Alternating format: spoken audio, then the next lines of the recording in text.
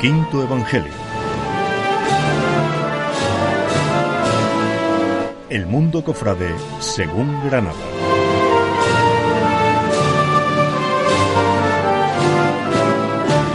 Quinto Evangelio. Tu programa de radio.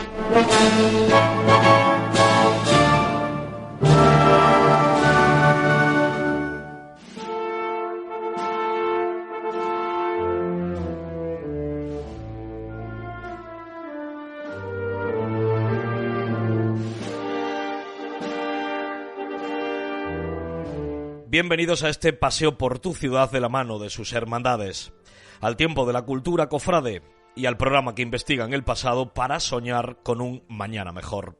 Frenético, apasionado y decidido a conmoverte, este equipo de 21 personas aparece otra semana con el objetivo de no dar nada nunca por sabido, de asegurar lo mucho que nos queda por conocer y de amar profundamente este mágico universo de los cofrades que piensan en Granada cada instante de sus días. Comienza Quinto Evangelio.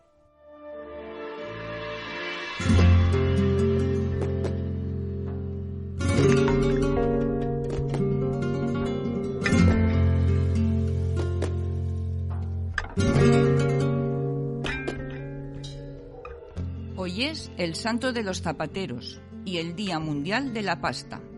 Faltan 113 días para el miércoles de ceniza y 152 días para el domingo de Ramos.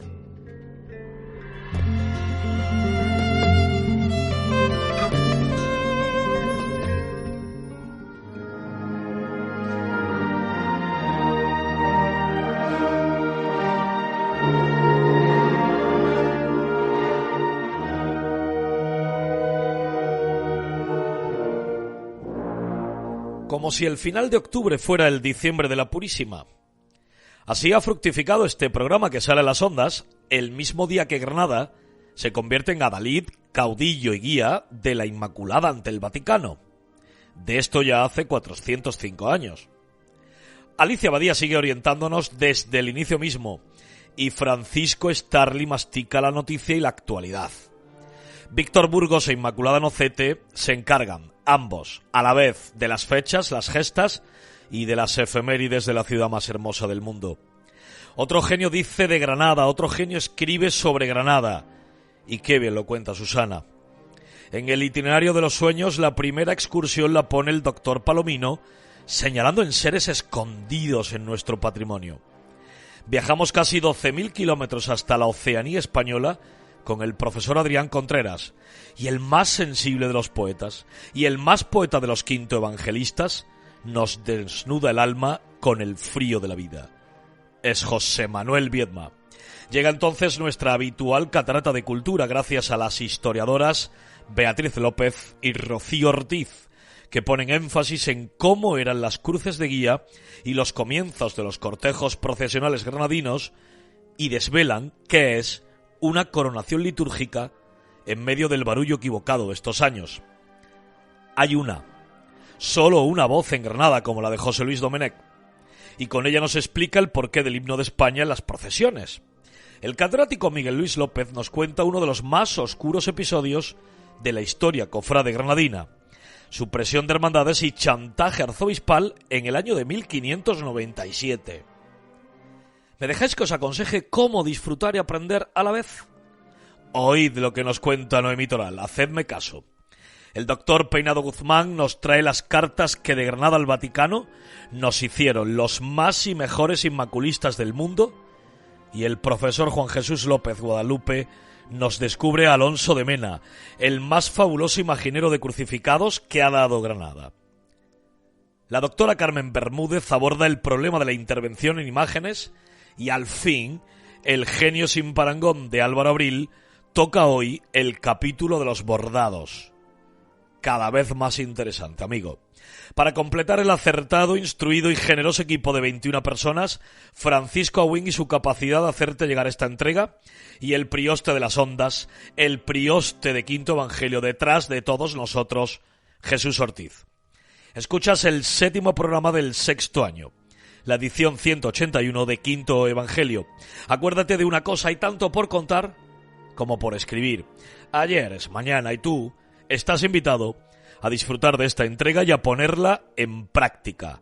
Gracias, amigo, por ser parte de Quinto Evangelio.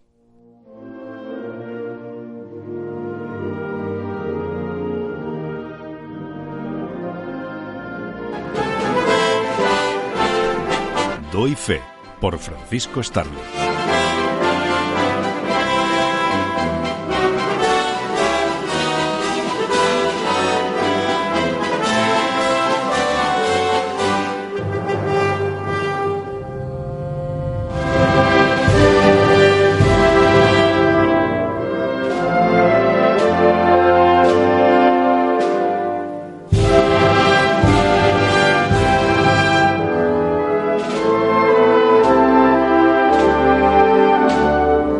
A 7 días de la coronación de Nuestra Señora de la Soledad, la Jerónima Hermandad que le rinde culto vive inmersa en el último de los actos que le llevarán a las vísperas del traslado a la catedral para la ceremonia del 1 de noviembre. Un centenario aprovechado para el agasajo del resto de hermandades que cerrará pasado mañana, 27 de octubre, el arzobispo coadjutor, que ha hecho lo propio en el triduo celebrado en San Juan de los Reyes en honor de Nuestra Señora de los Reyes.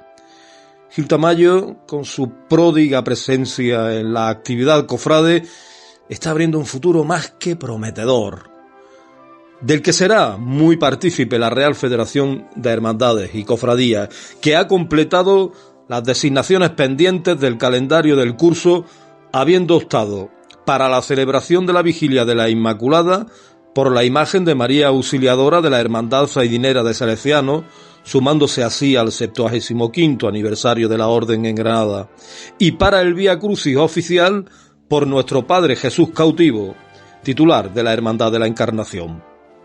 A su vez, ha designado como director de la revista Gólgota a Sergio Ortega, cofrade de la Lanzada, y con la intención de modernizar su imagen, el órgano federativo cuenta con un nuevo logotipo, esquematización del escudo que la rige, que ha diseñado Luis Eduardo Yáñez.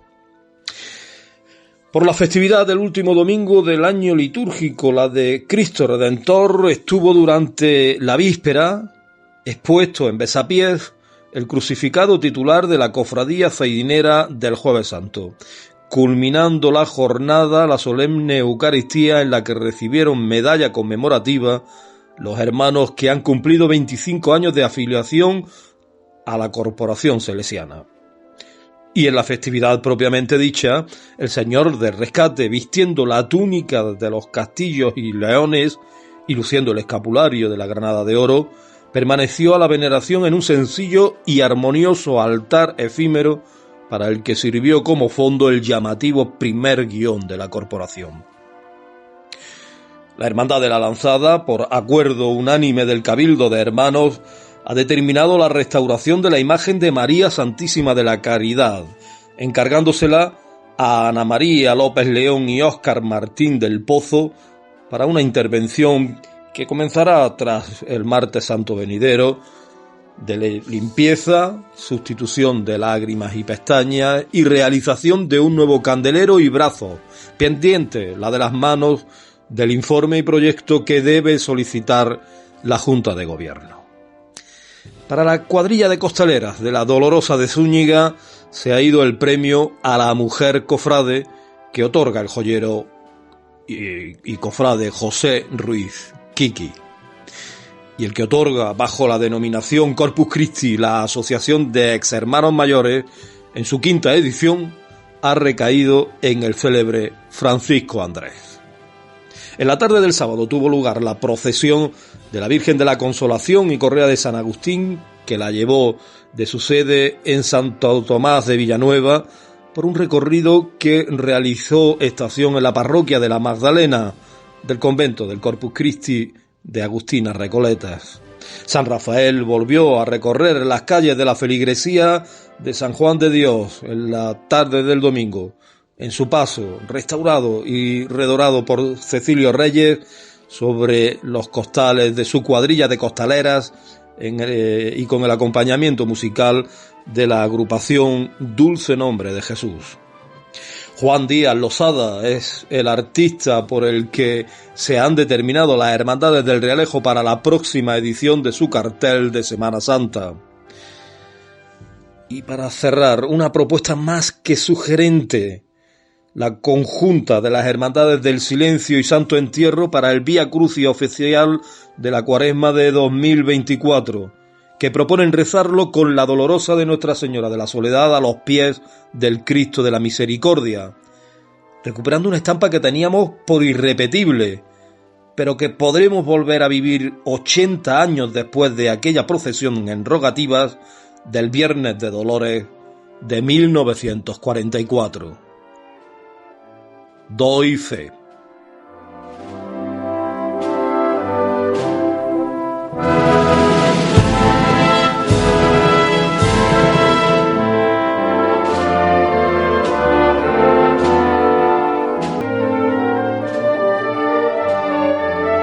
El guardián de la memoria, con Miguel Luis López Guadalupe.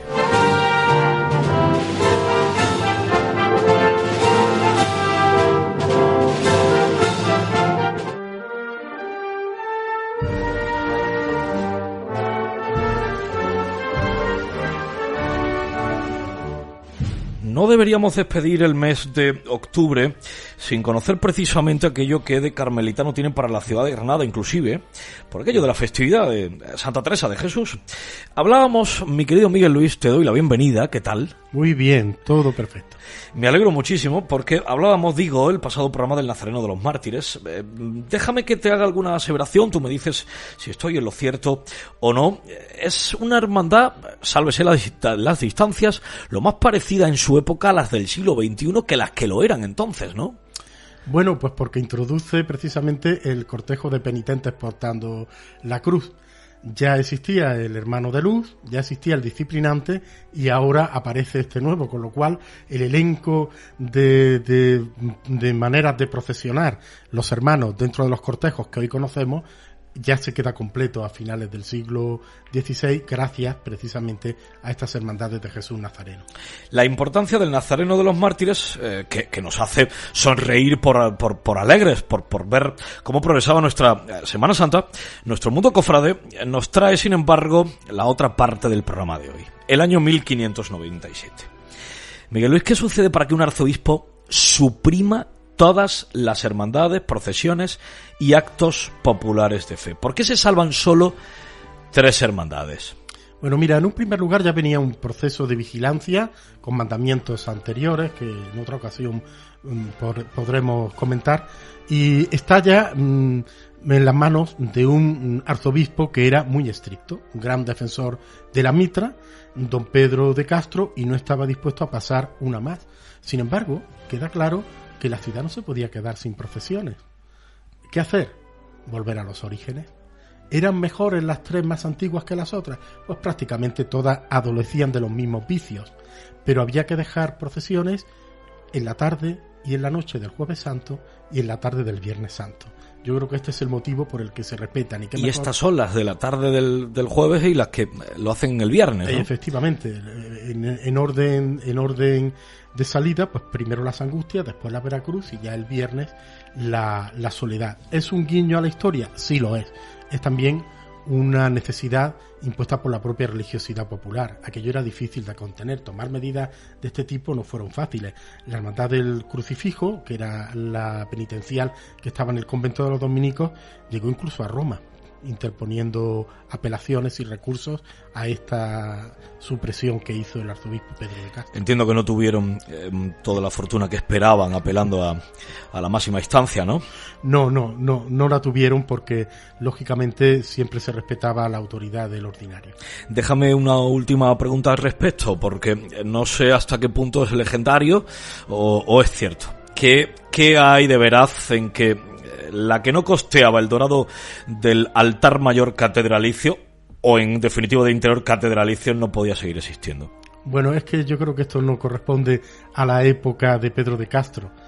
será con Pedro González de Mendoza cuando comience el dorado de la catedral. Entonces yo creo que de una manera más simbólica que real, él en su espíritu estaba abrir la mano y que volvieran las cofradías. Vais a tener un gesto simbólico con la iglesia de Granada y vais a costear. Eso nos dice Enrique de Jorquera, tenemos que creerlo. ¿Llegaron a hacerlo todas? ¿En qué medida? No lo sabemos, pero yo creo que era un gesto de buena voluntad en correspondencia con la magnanimidad que había tenido el arzobispo. Cada vez que oigo una de tus contribuciones en Quinto Evangelio, me acuerdo que aquel que dijo el aserto este de la historia se repite, llevaba toda la razón. Deseando que llegue el siguiente programa. Te mando un fuerte abrazo. Igualmente.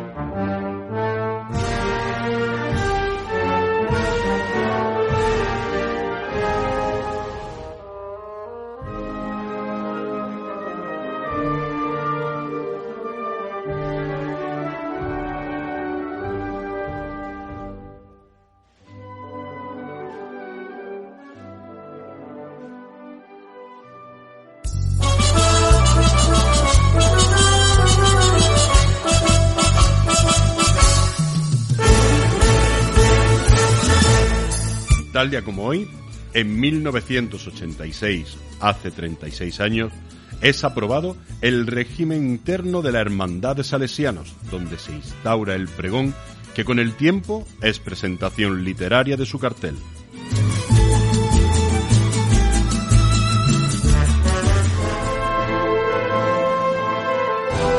Granada al descubierto, por Isaac Palomino Ruiz.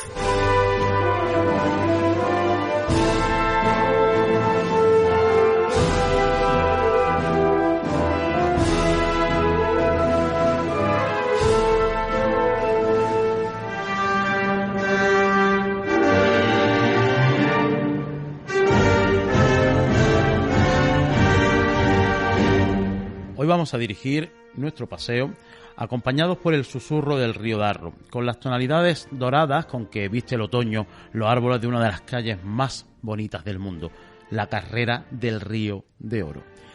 En esta ocasión se trata de un paseo con suerte de tener poder entrar a la iglesia conventual de Santa Catalina de Zafra. Seguimos entre dominicas casas granadinas. El templo de construcción mudéjar del siglo XVI, pero con una decoración plenamente barroca, renovada en las primeras décadas del siglo XVIII a causa del incendio que lo arrasó el día del Corpus Christi de 1678.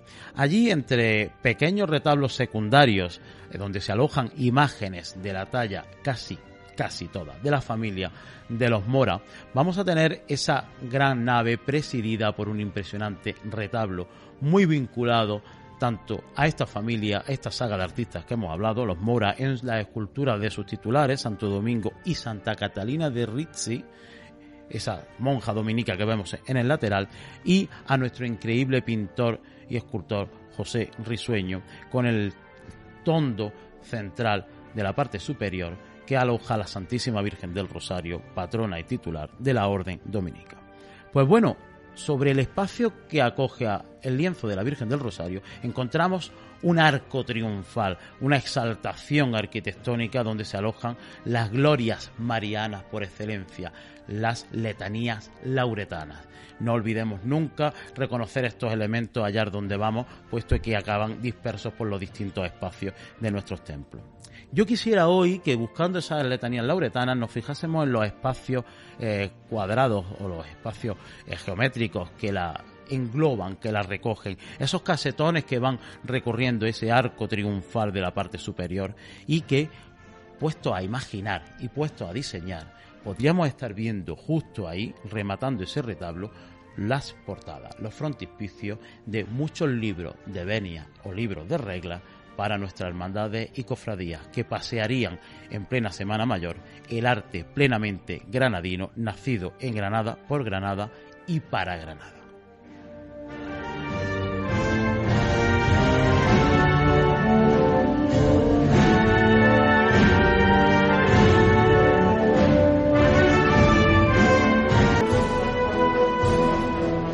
El anticuario de la calle Elvira, por Pepe Peinado Guzmán.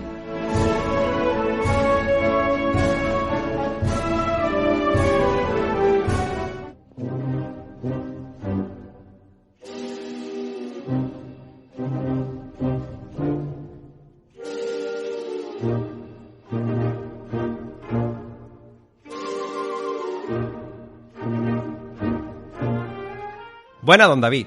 Hoy vengo muy contento porque el tema del que vamos a hablar lo he trabajado bastante en mis años mozos.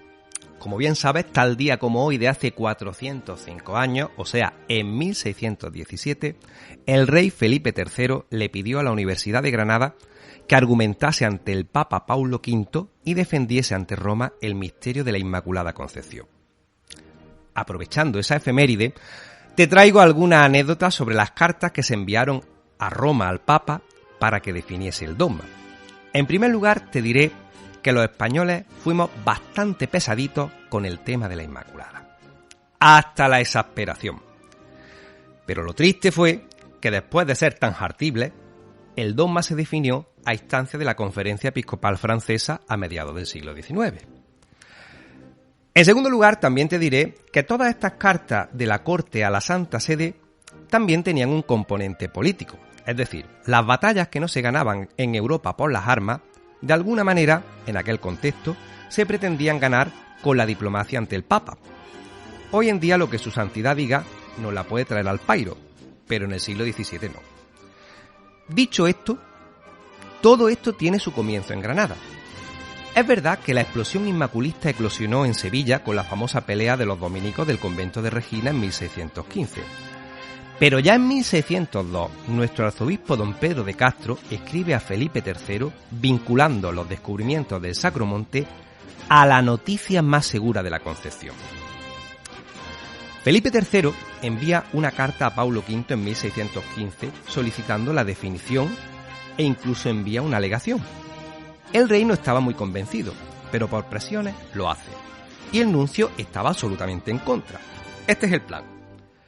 El Papa, por su parte, intenta aplacar los ánimos con un documento, una vez se ha enterado de lo sucedido en Sevilla. Bueno, fue peor el remedio que la enfermedad. El efecto fue el contrario. Más se enardecieron los ánimos. Se envía una nueva alegación a Roma, con el Padre Tosanto a la cabeza. El Papa, cuando se entera, digamos que se mosquea, por decirlo finamente. Aún así, Paulo V muestra paciencia. Promete valorar el tema, pero lo que realmente quería es que lo dejaran en paz y dejasen ya el temita. ¿Qué va a pasar? Pues más de lo mismo. Más presiones. Las distintas instituciones se movilizan. El Papa cada vez más encabronado. Vamos, un show. Incluso un documento que escribe el pontífice para silenciar el tema de una vez por todas, en España se tergiversa para interpretarlo a favor del inmaculismo.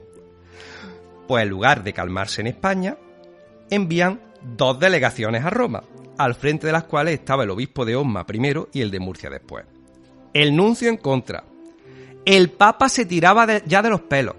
Y no exagero, te recito literalmente una carta que escribe en 1617 el cardenal Borja. Dice que el pontífice entró en grandísima cólera y pasando el birrete de una mano a otra, dando señales de un ánimo muy ofendido e indignado y diciendo que le querían poner leyes y sacar las gracias por fuerza y antes renunciaría al pontificado que sufrir tales tratamientos. Y para colmo, agregó que el rey quería quitarle la vida dándole cada día disgustos con su instancia y con su modo de apretarla. La carta es maravillosa. Y por eso quería traértela. Bueno, pues dirás que la cosa acabó aquí, después de todo lo que te he dicho, ¿no? Pues no. La cosa siguió, pero eso es otra historia. Ya te he dicho antes que fuimos pesaditos. En fin, espero que esta breve historia te haya gustado. Hasta la semana que viene.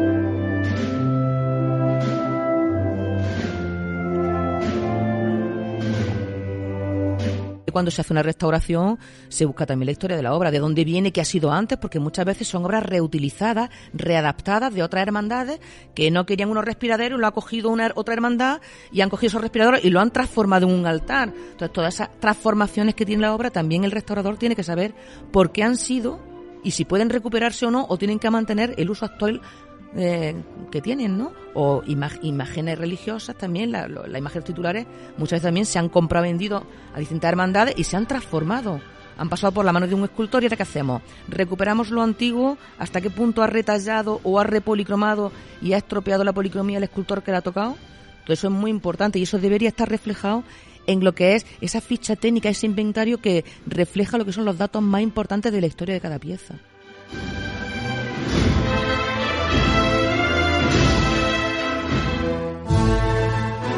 Imago Granatensis, con Noemí Toral.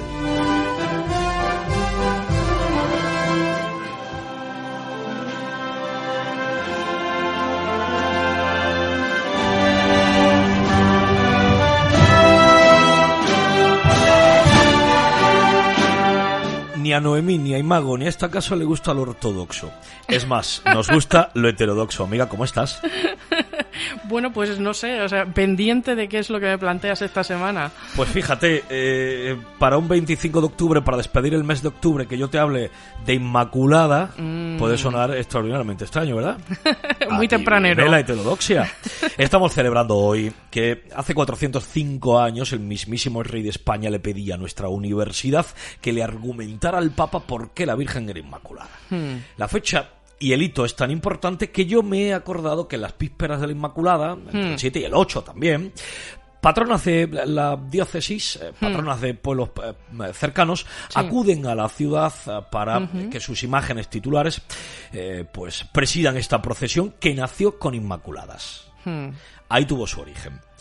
La pregunta, Noemí, ¿tú cómo entiendes este tipo de presencias? ¿Con Inmaculadas propias de la fecha o con abriendo a la presencia de patronas? Hombre, vamos a ver, si vamos a celebrar la festividad de la Inmaculada, lo que hay que sacar es una Inmaculada. O sea, está muy bien que nos queramos relacionar con los pueblos de nuestro alrededor porque es lo que hay que hacer, hay que recuperar esa relación y hay que potenciarla de alguna manera. Esta propuesta de traer patronas de vez en cuando, yo la veo más, por ejemplo, para el mes de mayo, que es el mes mariano por antonomasia, y cuadran todas las advocaciones posibles.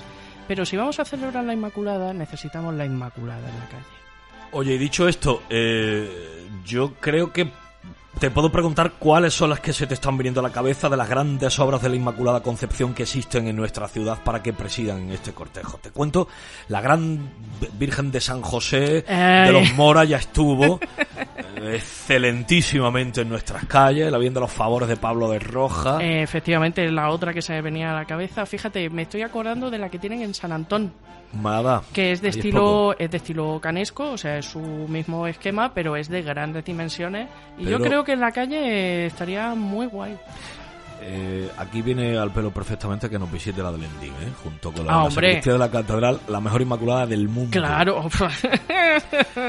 Se me viene a la cabeza la anterior temporada, Imago Granatensis, la creatividad de Noemí Toral, un cortejo inmaculista ideado por ti que le dé autoridad al día y que motive a la participación. Te lo sirvo en bandeja, amiga. Pues fíjate, tratándose de desfiles de imágenes marianas, yo me imagino más que un desfile enriquecido en sí, enriquecida la ciudad, recuperar el gusto que teníamos en Granada por engalanar las calles. Yo qué sé, pues podríamos utilizar un montón de adornos florales de colores blancos, rosas, azules, detalles amarillos, o sea, que el recorrido por donde va a pasar esa imagen esté absolutamente decorado, por ejemplo, con colgaduras o con tapices o algo así, porque el problema de cuando sacamos procesiones en Granada es que pasa la procesión y salvo que hayamos dejado cera en el suelo, es como si no hubiera pasado. Muchísima gente ni se entera siquiera de que ha pasado. Sin embargo, si tú inviertes un tiempo y eso en lo que has invertido ese tiempo, en construir esa decoración, permanece durante un tiempo, la gente ya es consciente y dice, uy, ¿qué pasa aquí? Uy, ¿qué es esto? Uy, esto es especial. Y sobre todo, la capacidad del arte efímero en la que Granada fue tan cabeza destacada durante siglos. Ahí está. Pues me lo sirves perfecto para decir enhorabuena al pueblo de las Gavias, porque cada agosto hace lo posible y lo imposible para su Virgen de las Nieves. Y esta es la idea de las vísperas de la Inmaculada, finalizando octubre. Amiga, hasta la semana que viene, hasta el próximo programa. Hasta luego.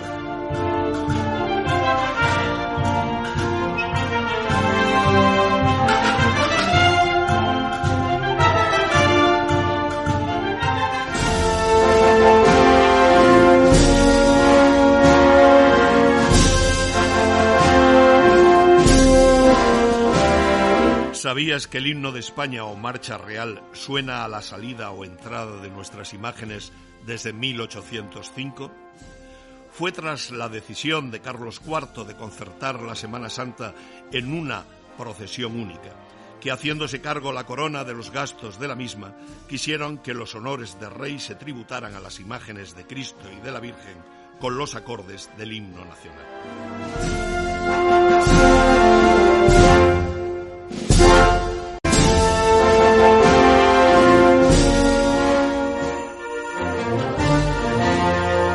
El Olimpo, con Juan Jesús López Guadalupe.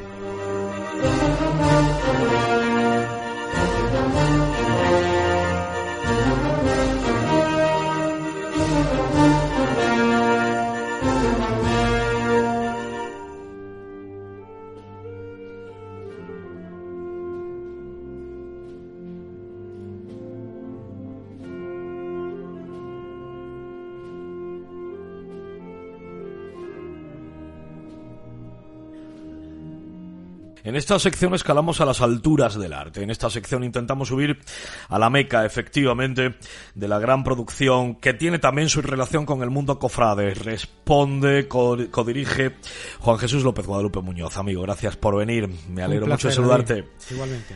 Hablábamos de imaginarios contemporáneos en el anterior programa e intentábamos también hablar de escuela y de cuál sería la estela que habría que seguir. Antonio Barbero Gor y Aurelio López Azaustre hoy en nuestro imaginario. ¿Son como Benlloure en Málaga, pero ellos en Granada? Bueno, ambos yo creo que son ejemplos de creación contemporánea, tengan mayor aceptación o menos por parte del público, porque beben de las fuentes de la tradición escultórica granadina, pero actualizadas desde la perspectiva del escultor. Probablemente no es posible la comparación con Benlloure, por una sencilla razón, porque la envergadura y el calado de la obra de Benlloure es mucho mayor que a lo mejor que las que han tenido en la escultura procesional granadina tanto Barbero como López Azaustre. Pero creo que son una muy interesante propuesta desde el punto de vista contemporáneo. Al fin y al cabo, lo que le cuesta mucho al espectador devoto es salirse de la tradición. Y a veces las grandes apuestas no dejan de ser maravillosas obras de arte que, si no tienen conexión con el fiel, han dejado de cumplir su función. Como decía, son jalones de la evolución de la plástica en la Granada contemporánea. Puede que no hayan tenido una repercusión inmediata, pero creo que sí son representación de temperamentos creativos. Barbero siempre se sintió muy inclinado por los estudios anatómicos, eso es lo que le da esa gran fuerza plástica a sus obras. Y Azaustre propende más a lo íntimo, más a lo ideal, algo que encuentra fuente en la tradición granadina, porque no en vano pasó por los talleres primero Navas Parejo, luego de Sánchez Mesa, pero le insufló un nuevo marco de creación, sobre todo en su etapa madura, en donde se abrió a una plástica, digamos, plenamente contemporánea, de formas puras, de formas simples, a veces rayando la abstracción, que trasladó mínimamente, pero trasladó también a su creación que podríamos llamar imaginera. Yo creo que la imaginería es el camino propio para Barbero, y en Azaustre, sin embargo, fue más bien una línea marginal. A ambos los hemos demandado, a ambos los hemos ponderado en este programa. Mi agradecimiento, profesor, a ti, precisamente por ponerle voz a todas las nuevas apuestas y por entender el arte desde otras perspectivas.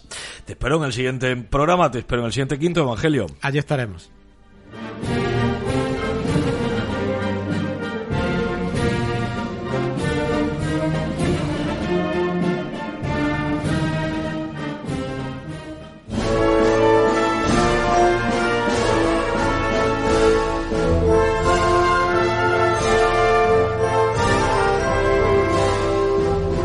La Las coronaciones canónicas, como imitación de las coronaciones de los reyes europeos, no fueron incluidas en la liturgia de la Iglesia hasta 1897, por lo que desde ese año podemos hablar de coronaciones canónicas y antes de ese año de imposiciones de corona.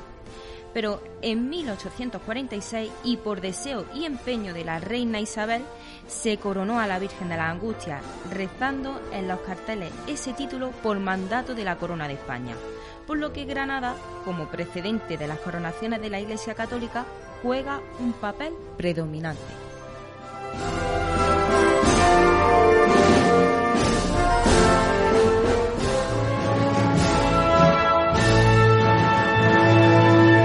Granada en el mundo, por Adrián Contreras Guerrero.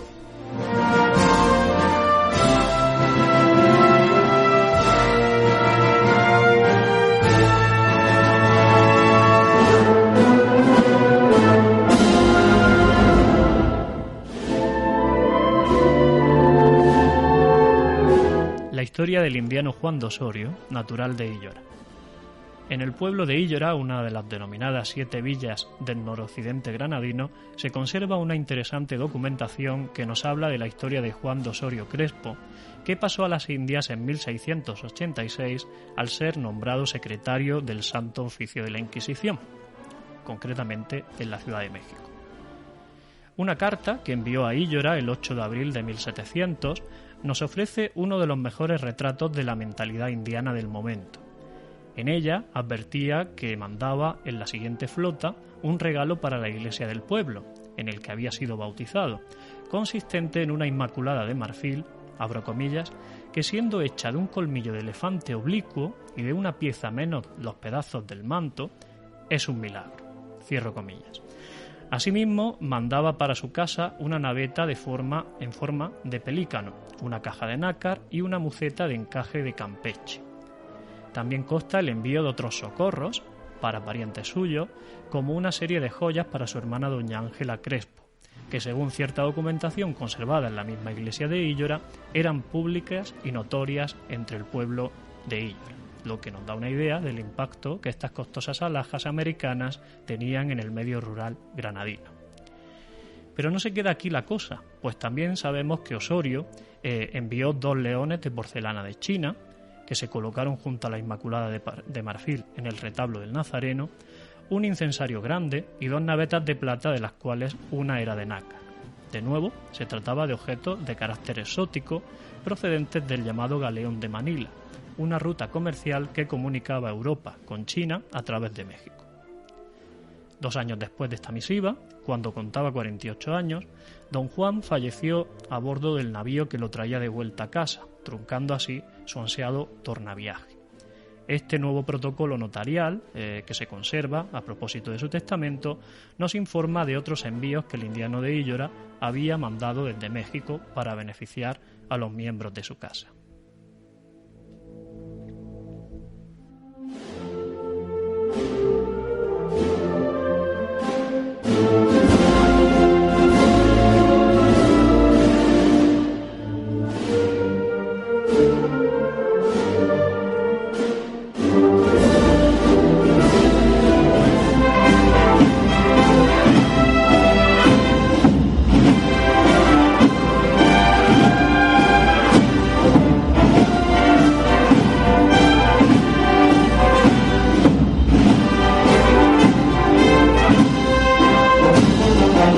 Marchémonos, pues.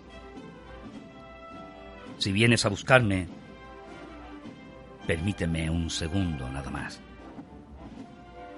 El tiempo justo para volver a escuchar el agua, para introducir mis dedos en los surtidores y sentir el frío de la vida en mi piel.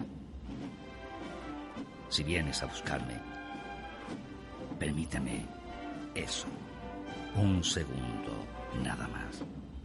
El tiempo justo para hallar un sueño distinto en la memoria derretida de mi vela inacabada. Luego, dame tu mano y llévame a tu cielo. Será hermoso sentir mi llanto en las alturas, mientras diviso el arco iris de mis lágrimas desnudas acariciando la espina aún clavada de tu pelo. Si vienes a buscarme, aquí me tienes. Estoy listo.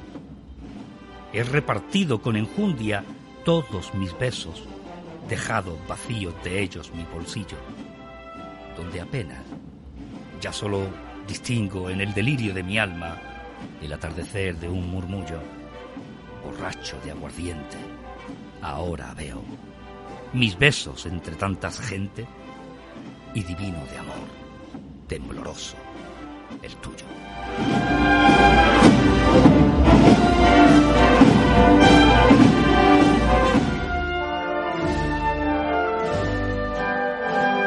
El origen, con Álvaro Abril Vela.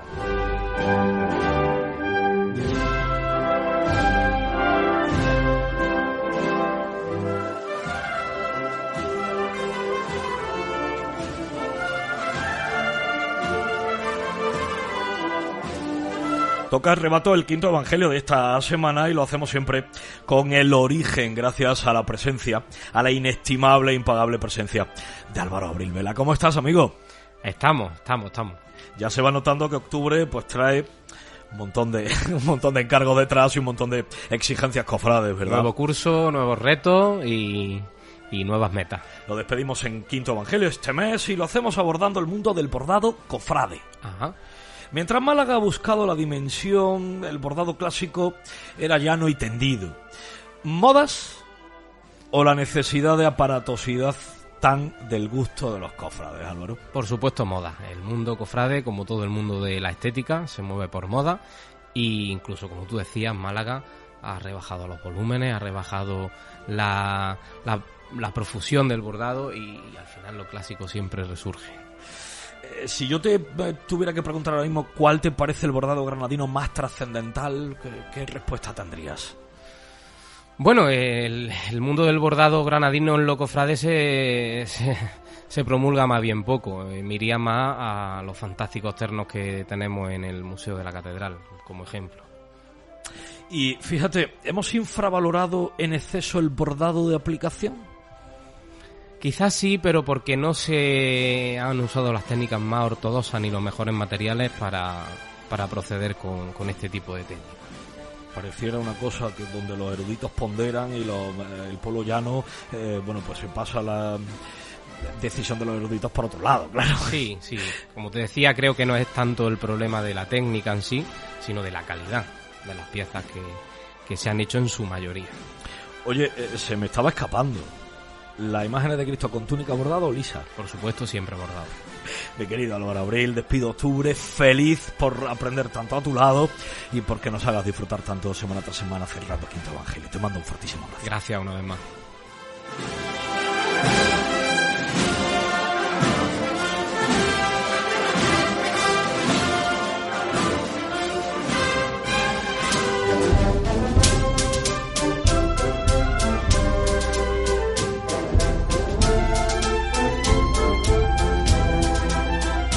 Hasta el siglo XVIII, todas las hermandades de la Semana Santa de Granada llevaban su cruz de guía en un paso procesional. Incluso algunas sacaban el estandarte corporativo en una sanda a manera de paso.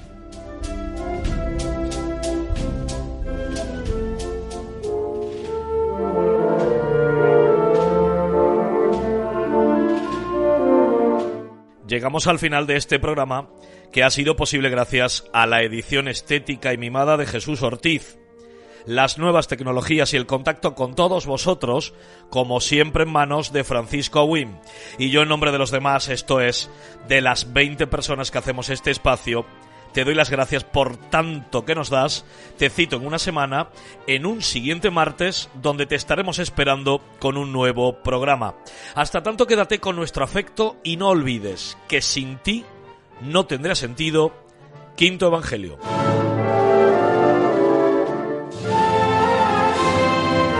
Quinto Evangelio. El mundo cofrade según Granada.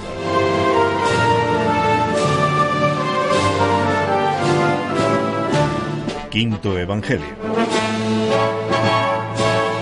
Tu programa de radio.